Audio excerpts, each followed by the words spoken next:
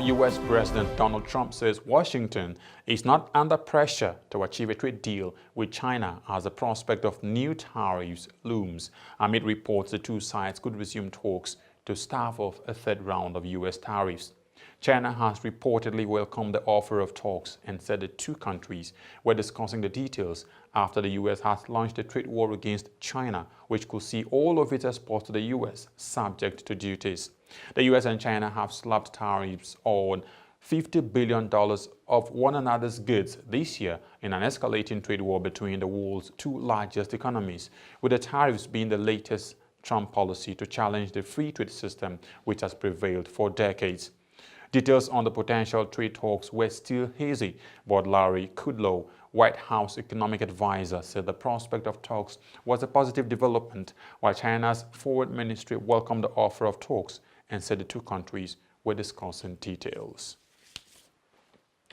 Australian police have charged a man they say was running a multi-million-dollar email scam from inside an immigration detention center in Sydney.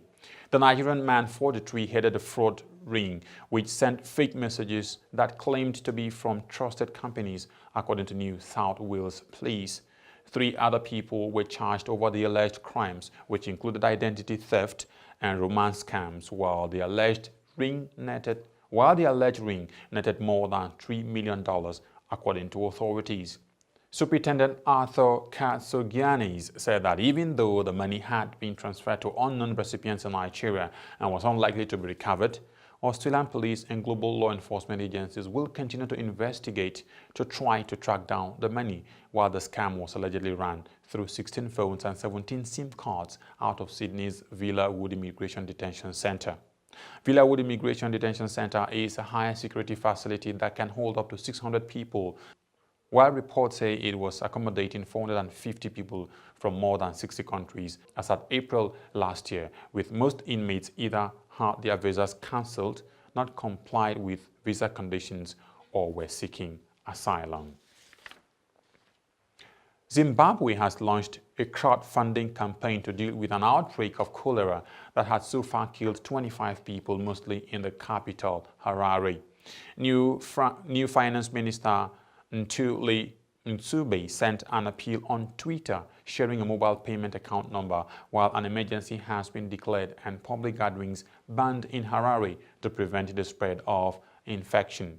The current outbreak began on September 6 after water wells were contaminated with sewage in Harare, and tests found the presence of cholera and typhoid-causing bacteria, which has so far infected over 3,000 people, according to Health Minister Obadiah Moyo.